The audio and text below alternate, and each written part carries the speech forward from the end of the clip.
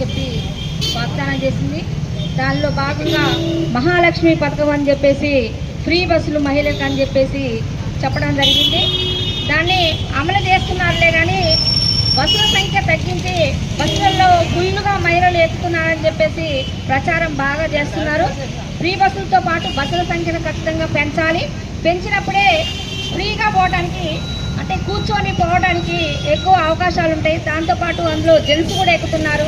Free బస్సులు రావడం వల్ల మేము కూర్చోవడానికి కూడా సీట్ లేదని చెప్పేసి ఒక రకంగా మహిళల్ని చిన్నచూపు చూస్తూ వ్యంగ్యంగా మాట్లాడటం అనేది కూడా జరుగుతూ ఉంది.